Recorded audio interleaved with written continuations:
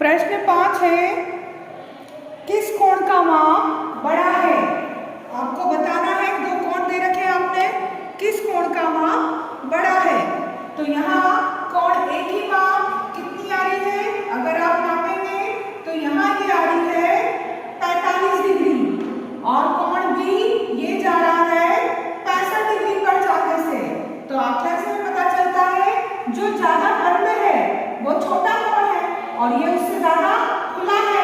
तो ज्यादा खुला, जितना खुला होगा उतना कोण बड़ा होगा।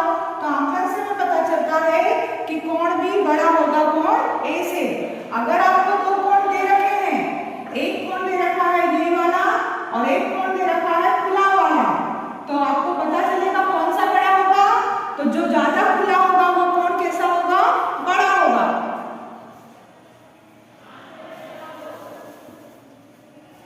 प्रश्न 6 में भी दे रखा है आपको कोण ए और कोण बी। कोण ए की माप यहाँ हो रही है 40 डिग्री और कोण बी की माप हो रही है लगभग 65 डिग्री। तो यहाँ पर भी ये जितना खुला है उससे ये ज्यादा खुला है। ज्यादा खुला है इसका मतलब आंकलन से हमें पता चलता है कि कोण बी बड़ा है कोण ए से।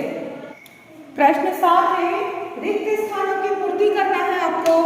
रिक्त स्थानों में पहला है वह कोण जिसका माप एक समकोण से कम है। समकोण से जो कम होगा उसको हम क्या बोलते हैं? न्यून कोण। तो वह कौन सा कोण होगा जो समकोण से कम है? न्यून कोण होता है। वह कोण जिसका माप एक समकोण से ज्यादा है। समकोण से ज्यादा को हम क्या बोलते हैं? अधिक कोण। तो इसका मान क्या होगा? उसको हम बोलेंगे अधिक कोण होता है। तीसरा है वह कोण जिसका माप दो समकोण हो। दो समकोण मतलब कि पूरा सरल रेखा, और इसको हम बोलते हैं ऋजु कोण या सरल कोण। तो ये किसके बराबर होगा? इसको हम ऋजु कोण या दूसरे शब्दों में सरल कोण कहते हैं। डी है, यदि दो कोणों की मापों का योग एक समकोण हो। दो कोण है, दोनों को जोड़ने पर कितना आ रहा है? समकोण। तो प्रत्येक कोण कैसा होगा? दो को जोड़कर समकोण हो रहा है, तो एक सिंगल तो 90 से कम होगा, यानी कि दोनों कोण कैसे होंगे? फिर न्यून कोण होंगे। प्रत्येक कोण न्यून कोण होंगे। दो न्यून कोण यानी 90 से कम वाले, उनको जोड़कर क्या बन रहा है? एक समकोण।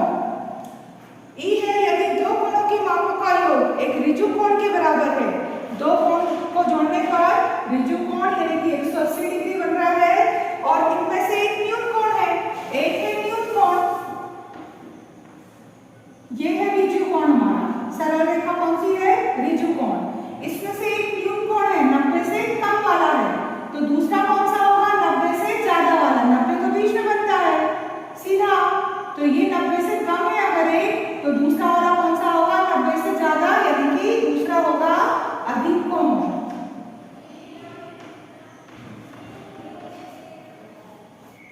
प्रश्न 8 है, नीचे दी गई आकृति में प्रत्येक कोण का माप ज्ञात कीजिए। पहले देखकर आकलन करना है, फिर चांदे से आपको नापना है। तो आकृति दे रखी है हमको 4 ए बी सी और डी। अब हम आकलन द्वारा देखते हैं तो 90 का कोण तो सीधा होता है। 90 के बाद यहाँ 80, 70, 60, 50 ये जाएगा लगभग 45 डिग्री पर। आकलन से क्या कर रहे हैं हम? ये 40 डिग्री या ए का मान आ रहा है, हमें देखने से पता चल रहा है कि शायद ये 40 डिग्री का मान हो। बी का मान क्या हो रहा है? बी का मान यहाँ पर 90 के बाद 80, 70, 60 लगभग 60 डिग्री होगा। सी का मान 90 का मान सीधे के बाद 90 से 100, 110, 120 डिग्री तक जा रहा है। और डी यहाँ पर 90 के बाद 100, 110, 120, 130, 140 तक। ये है हमारा अंदाजे से मान। 90 कहाँ होता है? बिल्कुल सीध में। तो सीध से कितना कम हो रहा है? एक एक पॉइंट हम नीचे गिराकर इसको देखते हैं। ये 90 का है, 90 से कितना कम हो रहा है उस अंदाज में हम आकृति को देखकर मान बता रहे हैं। यहाँ 90 से ज्यादा हो रहा है, 100, 110, 120, 130 इस तरह से ज्यादा का मान। यहाँ भी 90 से ज्यादा का। तो हम कोणों की मान किससे देखते हैं? 90 से कम हो रहा है तो कितना और 90 से ज्यादा हो रहा है तो कितना। अब चांदी से नापेंगे आप, तो चांदी से एग्जैक्ट आपको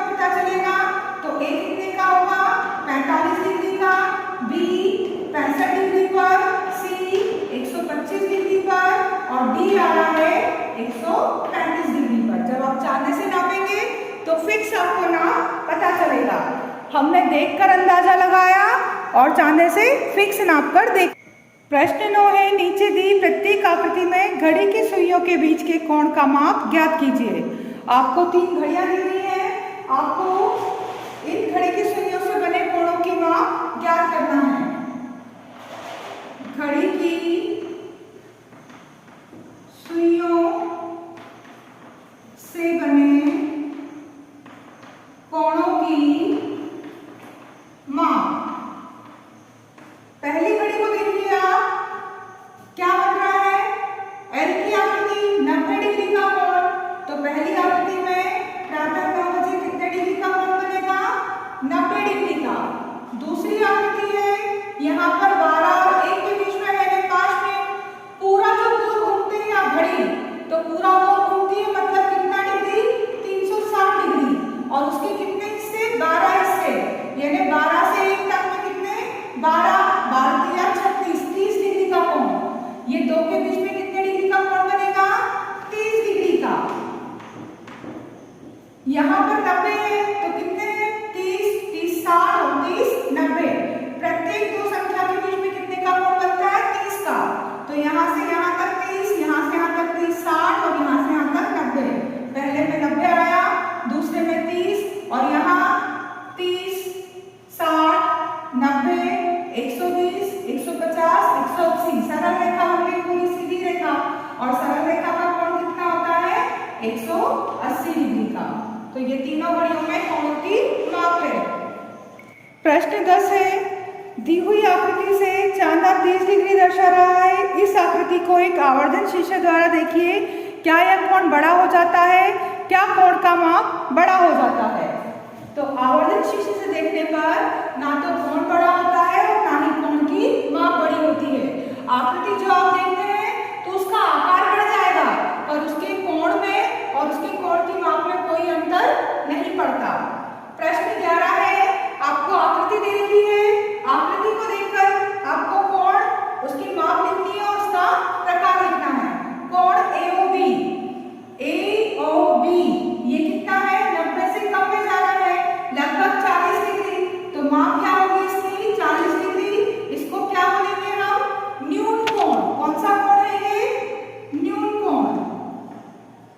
90 डिग्री से कम वाला न्यून कोण होता है। AOC, AOC ये 90 से क्या हो गया है, बड़ा हो गया है। 90 तो सीधा होता, ये लगभग जा रहा है 120 डिग्री पर। तो 120 डिग्री का इसको क्या बोलेंगे हम, अधिक कोण। BOC, BOC यहाँ तक, यहाँ 90 से कम है, सीधा नहीं है, 90 से कम है, लगभग 80 डिग्री का। तो ये क्या होगा, न्यून कोण। 90 का आंकलन कैसा होता है, बिल्कुल सीधा। तो ये बिल्कुल सीधा जा रहा है, क्या सीधा होता तो यहाँ से जाता, थोड़ा सा बंद है।